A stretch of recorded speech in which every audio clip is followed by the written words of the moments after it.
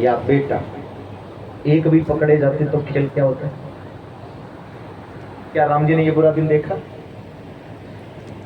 माते कंस के कारागार के बाहर एक दो नहीं 35,000 35,000 आदमी खड़े, भागवत तलवार लेकर के। और कंस ने यहां तक ऑर्डर दे दिया था, आज की भाषा में बोले तो शूट एट साइट, देखते ही मारने का आदेश दिया। क्या गुजरा होगा उस बाप को, क्या कल्पना करें। अभी खत्म नहीं हुआ, आप गिनते जाना। दुख नंबर 1, दुख नंबर 2, पैदा होते ही अपने मां से अलग हुए। क्या राम जी ने ये बुरा दिन देखा? ठाठ से राज दरबार में मां के पालना में खूब भगवान ने प्रसन्नता पूर्वक अपना जीवन को गुजारा है। दुख नंबर 3, अपनी सगी मां का दूध नहीं पिया। दुख नंबर 4, 12 साल तक अपनी पहचान छुपा करके जिए। भैया क्या भगवान के काम के सामने सा मौका आया? क्यों? 12 साल तक हम कथा सुन चुके हैं, भगवान ब्रज में थे तो किसी को पता नहीं चलने दिया किसका बेटा हूं। क्यों? कंस के गुप्तचर घूम रहे हैं, याद है ना कथा? अपने आप को नंद का बेटा बता करके जिए, गुमनाम जिंदगी जी। और बताऊं, एक एक शब्द ध्यान से सुनिएगा। बताए आपको, जिस बाप के पास 9.25 लाख गाय हो, भैया उसका बेटा क्या गाय चराएगा?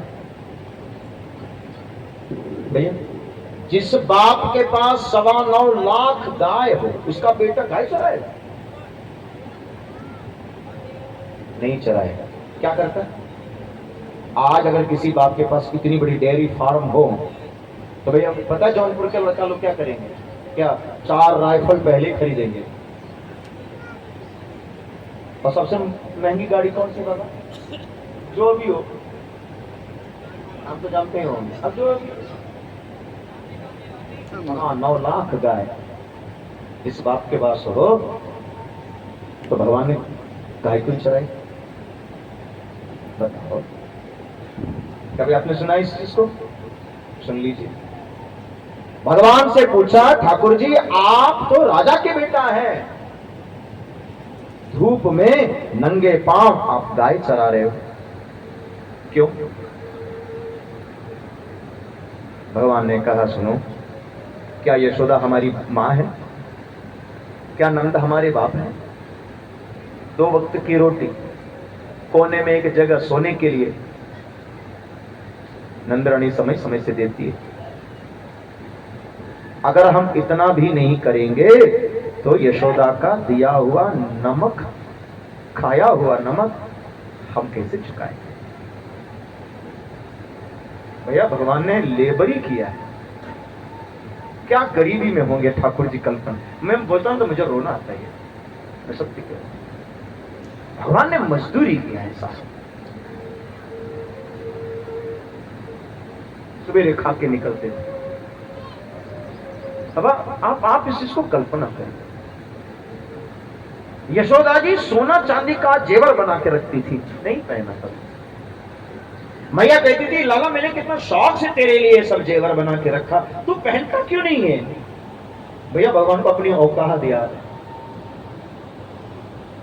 मेरे माँ बाप जेल में बंद है, मैं सोना चांदी पहन के घूमूंगा? और कल इन माँ बाप को पता चल जाए मैं इनका बेटा नहीं हूं, भगवान क्या पहनते थे? बरहा पीतम नटवर वपहु कर्णयो कर्णिकार, मोर का पंख बांधते थे, कानों में कनेर फूल उसका कुंडल पहनते थे, और गले में वैजयंती चमाला, वैजयंती की माला, फूलों का बाजू बना। और भगवान बहाना क्या बनाते थे? सुनिए, भगवान बहाना बना करके कहते थे, मां मेरे सारे सखा लोग गरीब हैं, किसी के पास 1 गाय है, किसी के पास 4 गाय है, उनके पास तो जेवर है ही नहीं। हाँ तो मैं जेवर पहन के जाऊंगा तो दोस्ती नहीं निभेगी मां। देखिए कितना बड़ा भगवान झूठ बोल रहे हैं, हकीकत यही है। भैया क्या राम जी ने इतना काम किया है? दुख नंबर 6, क्या जिससे दिल की बात कहते थे। बचपन में भगवान को एक सखी मिल गई थी, क्या नाम था सखी का? छूट गई। भैया ट्रेजेडी देखिए भगवान की लाइफ की। पढ़ाई छूट गई, बचपना छूट गया, लोरी नहीं सुने, बचपन में गाय चराया, अपना पहचान छुपाया, और जिससे दिल की बात बोलते थे ऐसी सखी छूट गई। क्या इतना ट्रेजेडी कोई झेला है? अभी खत्म नहीं हुआ। 12 साल जैसे तैसे भगवान ने अपना जीवन काटा और कहां चले गए? मथुरा। तो क्या मथुरा में भगवान को जीने दिया? भैया कल हम लोग सुन रहे थे कितना युद्ध हुआ? 13 साल में 17 युद्ध है ना। भागना पड़ा। हाँ, बहुत कम शब्द में समझिएगा। जब मथुरा छोड़ के भगवान भाग गए थे, उस समय जब जरासंध ने मथुरा पर कब्जा किया तो खाली बिल्डिंग के अलावा कुछ नहीं मिला। निवेदन कर रहा था भगवान की, बाबा आर्थिक स्थिति बड़ी डगमगा गई।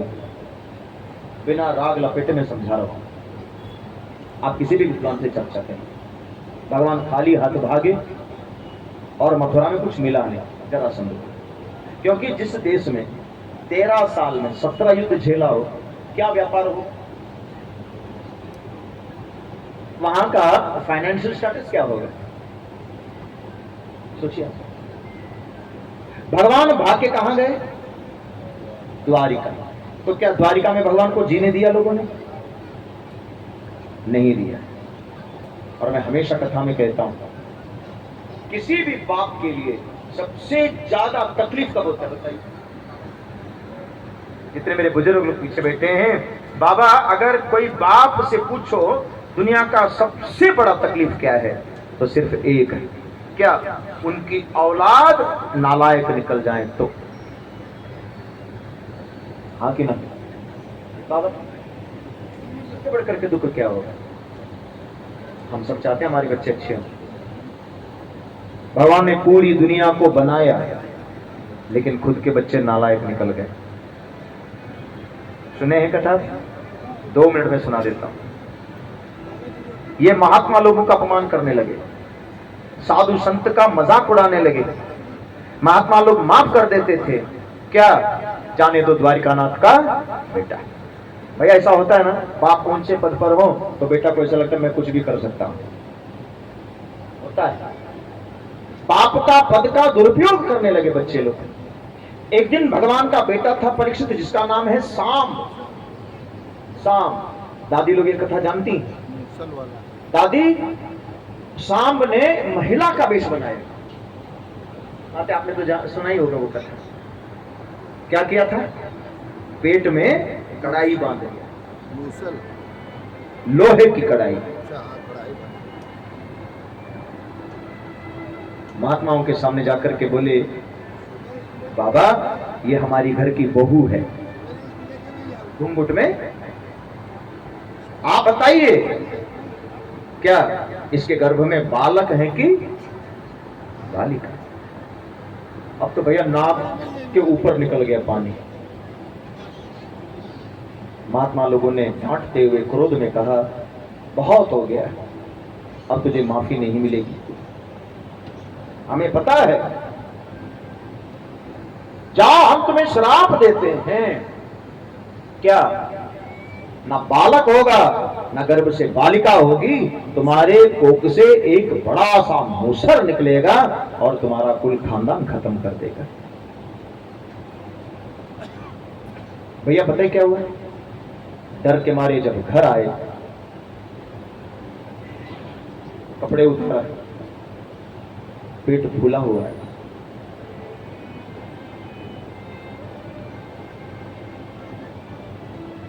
भगवान को यह खबर नहीं मिली। अगर भगवान कृष्ण को यह खबर मिलता, सुखदेव जी कह रहे परीक्षित, तूफान आ जाता, भूचाल आ जाता।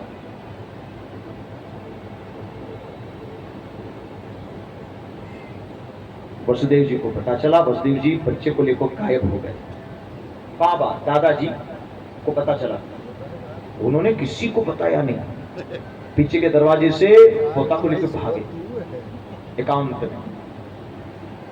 अब सोचिए बुढ़ापे में कितना परेशान हुआ होगा, पेट चिरवाया, बाबा उसमें से मूसर निकला और बाबा को कंफर्म है, महात्मा ने कहा है कुल खानदान का नाश इसी से होगा। तो बाबा ने सोचा हम प्रयास करने में क्या जा रहा है, कुल खानदान को हम खत्म नहीं होने देंगे। बेचारे ने उसको घिसना चालू किया पत्थर पे, है ना, घिसते घिसते घिसते उसको पानी में बहाया। इतना सा छोटा सा टुकड़ा बच गया। अब बेचारा घिसेंगे कैसे? बाबा उस पत्थर, उस चमकता हुआ धातु को फेंक दिया, वो कोई मछली निकल गई। यही तो कथा है माते। अब वो मछली बिकने के लिए चली गई बाजार में, जाल में फंस गई, वो किसी बाजार में बिकने के लिए गई। अब उसको किसी ब्याद ने खरीद लिया। ब्याद समझ रहे ना, तो पक्षियों को मारता। उसने अपनी पत्नी से कहा सुनो, आज बड़ी सुंदर मछली मिली है, भोजन में बनाओ इसको। अब पत्नी ने उसको जैसे ही काटा, चमक रहा है। उसने कहा देखिए आप जो मछली लाए हैं इसके गर्भ से, पेट में से ये कोई धातु निकला है। अब उसको भी समझ में नहीं है कि क्या चीज है, वो जितना जान गया लोहा नहीं है। बाबा आग में डाला, पीट दिया, उसे फर बन गया, फर बाण का नोक। सोचिए कर्म की गति, वही बाण भगवान द्वारिकानाथ के पैर के तलवा में धस गया। बोलो वृंदावन बिहारी लाल। क्योंकि कर्म भैया वो घूम के आएगा। आज भगवान कृष्ण के पैर के तलवा में वही बाण है जो प्याद ने मारा।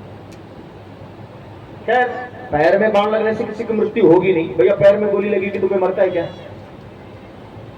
लेकिन भगवान ने कहा अब हमारा समय पूरा हो गया। जिस दिन पैदा हुए 35,000 लोग मारने के लिए, और आखिरी दिन क्या हुआ? पैर के तलवा में बाण। भैया इस बीच में बहुत सी घटनाएं मैंने छोड़ दिया समय की कमी के चलते। मैंने पांडवों को बोला ही नहीं है, द्रौपदी को बुलाया ही नहीं है, वो टेंशन अलग। बाबा 125 साल कृष्ण की लीला है, क्या 125 साल में भगवान को किसी ने रोते हुए देखा? भैया आप ईमानदारी से दिल पे हाथ रख के बताइए, क्या आपने भगवान के बारे में कभी इतना सोचा कि इतना टेंशन में होंगे कृष्ण? बताओ, मुस्कुराता रहता है, हंसता रहता है। भैया कोई कल्पना भी नहीं कर सकता, भीतर से 1000 टुकड़े में टूट चुका है। इसको क्या बोलेंगे आप?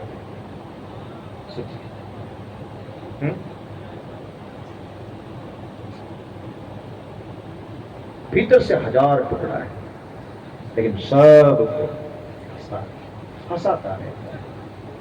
भैया एक बार क्या हुआ, एक विदेशी महिला, में बनारस की घटना बता रहा हूँ। इसी बनारस में क्या हुआ कि एक महिला थी, उसने कहा कि कृष्ण एकदम बांसुरी लेके बैठे हैं, क्या इनके घर में कोई टेंशन नहीं है क्या?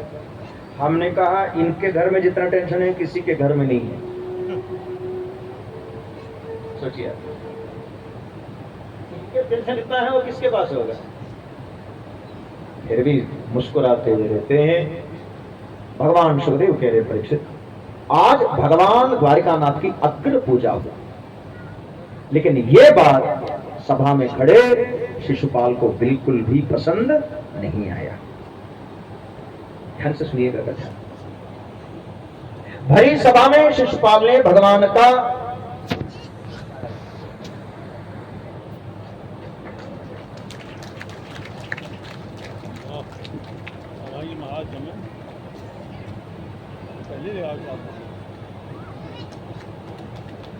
आचार्य जी के लिए जोरदार तालियां।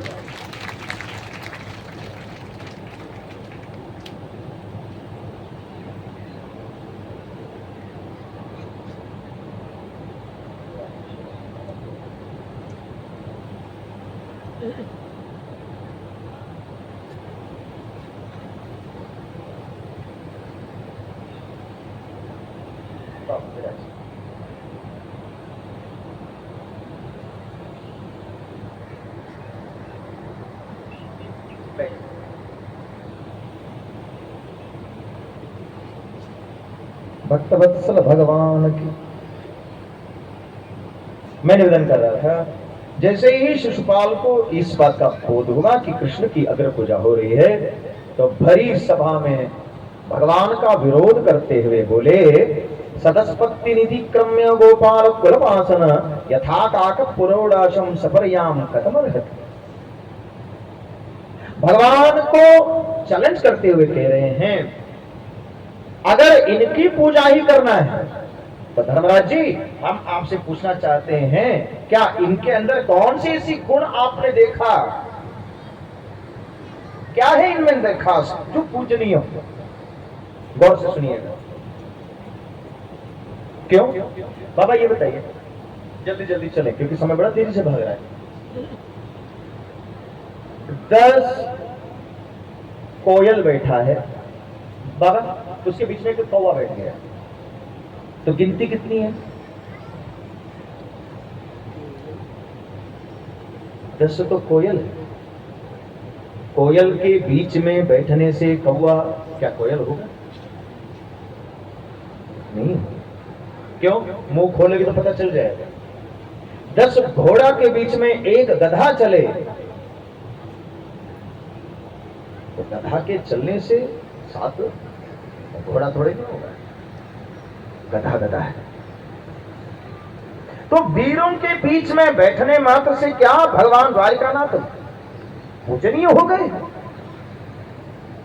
और शास्त्र क्या कहता है, जिस देश में अपूज्य को कोई पूज ले उस देश में अकाल पड़ता है, प्रकृति नाराज हो जाती है। हमें आप बताइए इसके अंदर कौन सा गुण देकर के आपने पूजा किया? वर्णाश्रम कुलपेद सर्वधर्म बहिष्कृत सेवती गुणैर्हीन सपर्यम कथम अर्हति। भगवान की ओर इशारा करके शिशुपाल कह रहे हैं, वर्णाश्रम कुलपेद सर्वधर्म बहिष्कृत। इसका कौन सा वर्ण है? इसका आश्रम कौन सा है? बाबा हमारे यहां सब चीज है, वर्ण है, आश्रम है, कुल है, ये सब देखा जाता है। भाई विवाह करेंगे तो सब देखते हैं ना बाबा, वर्ण देखा जाता है, आश्रम कुल सब देखा जाएगा। तो इसका वर्ण कौन सा है, आश्रम क्या है, कुल क्या है, अभी खत्म नहीं हुआ। फिर हाँ, ये वही करता है जो इसको प्रिय है। नारद जी देख रहे थे, याद है ना रामचरितमानस में, क्या नारद जी भी तो यही कह रहे हैं बाबा, परम स्वतंत्र न सिर पर कोई। जिस समय भगवान ने बानर का मुंह बनाया था तो भगवान को डांटते हुए नारद जी भी यही कह रहे हैं, आपको क्या लगता है आपके ऊपर कोई है नहीं, आप वही करते जो आपके मनमानी हो। है? कोई कहता है ये नंद का है, कोई कहता है ये वसुदेव का है, और वीर तो ये है ही नहीं। क्यों? मेरे मित्र जरासंध को इसने पीठ दिखाया। हाँ, बाबा अगला सुनिए, शिशुपाल क्या कह रहा सुनिए। इसके ऊपर एक जांच कमेटी बैठनी चाहिए। किसके ऊपर? क्यों? बोले ये बताइए, बचपन में इसने मक्खन चुराया, हाँ, थोड़े बड़े हो गए तो गोपियों का वस्त्र चुराया, हाँ, और थोड़े बड़े हो गए ब्याह हमसे तय था, हमारी घरवाली छीन ली। बोलो वृंदावन बिहारी लाल की। भगवान को हंसी आई, भगवान समझ गए, हो इसी का भड़ास निकल रहा है। भैया रुक्मिणी का विवाह इसी से तय था, भगवान भगा के ले गए, सुन रहे थे। ब्याह मेरा तय था, हमारी पत्नी लेके भाग गए। जांच इस विषय का बैठाना चाहिए, मथुरा से खाली हाथ गया तो सोने की द्वारिका कहां से आई? क्यों? चोरी करने की इसकी आदत नहीं गई।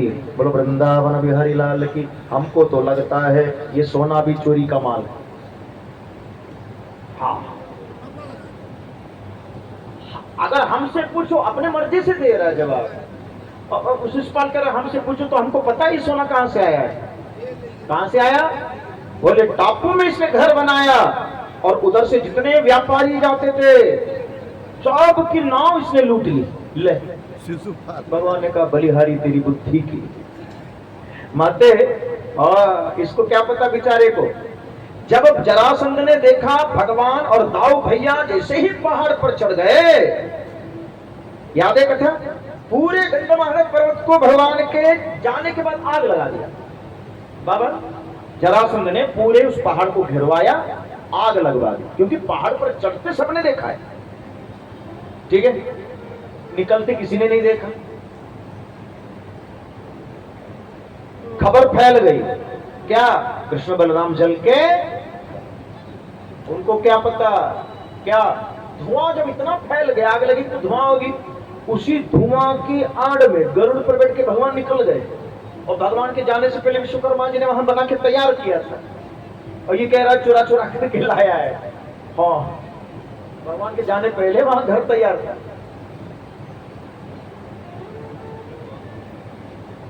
अर्जुन ने पूछा, ये बात पूछूं? भगवान ने कहा पूछो। इतना सब सुन कैसे लेते हो तुम और मुस्कुरा रहे हो? भैया ये अंडरलाइन करिएगा। भगवान कह रहे हैं सुनो, ये हमको दे रहा है, बदले में हमसे कुछ लिया तो नहीं है ना। गाली दे रहा है, बदले में लिया। बाबा हमसे लाख गुना शिशुपाल ठीक है, पूछो क्यों? हम आरती में 1 रुपया डालेंगे, इतना बड़ा लिस्ट पकड़ाएंगे भगवान को कि प्रभु ये भी हो जाए, ये भी हो जाए, ये भी हो जाए, और फिर जिसके पास जो होगा भैया वही देता है। सीधा सिंपल फॉर्मूला है। आपके पास क्या है वो आप हमको देंगे, मेरे पास क्या है मैं आपको दूंगा। माते शिशुपाल के पास क्या है? कुछ है तो नहीं है, काली है। और जिम्मेदारी से एक बात बोलूं, भगवान की दिया हुआ वस्तु भगवान के लिए भाव से खर्च करिए, वही भजन बन जाता है। बोलो वृंदावन बिहारी। शबरी मैया को झाड़ू लगाने आता है, माते शबरी माला लेके तो नहीं बैठी, वही झाड़ू उसके लिए माला बन गया। भगवान की दिया हुआ वस्तु भगवान के लिए भाव से खर्च करिए, भजन वही है। गोपियों के पास मक्खन है, वो सवेरे उठ करके भगवान के नाम से मक्खन निकालती है। नंदरानी यशोदा के पास ममता है, भगवान के लिए ममता है। बात समझ रहे हैं? तो भगवान ने कहा शिशुपाल के पास इससे ज्यादा क्या है, और फिर सेवा ही कर रहा है ना, गाली ही दे रहा है, मुझे दे रहा है ना। और भगवत पाद गोस्वामी तुलसीदास जी क्या कह रहे हैं, गुनगुनाइए मेरे साथ। भाय को भाय अनख आलस हूँ, नाम जपत मन गल दिसि दस। भाय को भाय अनख आलस हूँ, क्या है? नाम जपत मन गल दिसि दस। भाय को भाय अनख आलस हूँ, नाम जपत मन गल दिसि दस। भाय को भाय अनख आलस हूँ, नाम जपत मन गल दिसि दस। कहूँ कहाँ नाम बड़ाई, कहूँ कहाँ लगी नाम बड़ाई।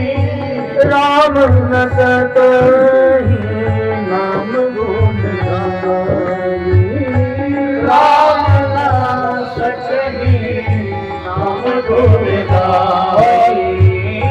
मंगल भवन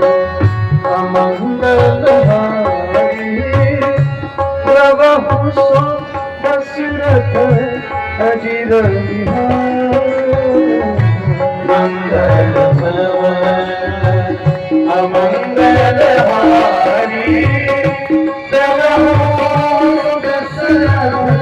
अचिर बिहारी नाम जपत मंगल दिस नाम जपत मंगल दिस भगवान कह रहे हैं गाली ही दिया है ना। और फिर बीच में बुआ आ रही है। जब सभा में भगवान ने कहा बीच में बुआ आ रही है, क्यों? मैंने बुआ को वचन दिया था तुम्हारा 100 अपराध। बाबा ये सुनते शिशुपाल और भड़क गया। क्यों? अरे तुम्हें लड़ना बढ़ना तो आता नहीं, तो कभी बुआ तो कभी फूफा। सुनो, हम इतना सब बोले और तुम्हारे अंदर खून नहीं खोला, तुम्हारे अंदर कोई परिवर्तन नहीं आया। हमें मन में शंका है, क्या बड़े बड़े घुंघराले बाल, मटक मटक के चलते हैं, गाना बजाना तुम्हारी पेशा है? महिलाओं से घिरे रहते हो, कहीं नपुंसक तो नहीं हो? बोलो वृंदावन बिहारी लाल। भैया क्या होगा? सोचो। भगवान खड़े होकर के बोले, अब एक शब्द बोले तो बुआ भी बचाने वाली। बोलना चाहा, बोल नहीं पाया। क्यों? परीक्षित, भगवान के सामर्थ्य पर कोई शंका नहीं, कोई संदेह नहीं। कर्तुम मगर तुम अन्यथा कर्तुम समर्थ, वो कुछ भी कर सकते हैं, कहीं भी कर सकते हैं और कुछ भी। कौन बड़ी बात? भगवान सुखदेव कह रहे शिरक्षुरांग चक्रेण जहार पततो रिपु, एक सेकंड का आधा करिया, इतना वक्त नहीं लगा। भगवान का सुदर्शन चक्र आज शिशुपाल का सिर छेदन करके वापस आया। मैंने पहले दिन की कथा में बताया था, ये भगवान का सामर्थ्य है कि वो दुश्मन को एक सेकंड में मिट्टी में मिला सकते हैं, लेकिन वो 100 गाली सुन रहे हैं, ये उसका सहनशीलता है, उदार मना है। वो उससे बढ़कर के उदार मना कौन हो सकता है? याद है माते, अगर हम अपने किए हुए पापों को लिख करके रखें तो समुद्र में जितना जल है स्याही बना लो, पृथ्वी का तुम कागज बना लो, तो भी माते कम पड़ेगा। इतना अपराध हमने किया है, फिर भी वो हम पर कृपा कर रहा है। अभी भगवान क्रोध कभी करते ही नहीं। आज भगवान ने शिशुपाल को परीक्षित गति दिया है ना भैया। ये सारा कार्यक्रम किसके लिए था? याद है ना? धर्म को घाटे से बचाने के लिए हुआ। आज इस राजसूय यज्ञ में भगवान को पता चला धर्म का घाटा कितना हुआ है। हानि बाबा कितना हुआ है हानि? याद है? जल्दी जल्दी सुनिएगा, अच्छा लगेगा। भैया महाभारत में 18 अक्षौणी सेना थी। अक्षौणी समझते हैं?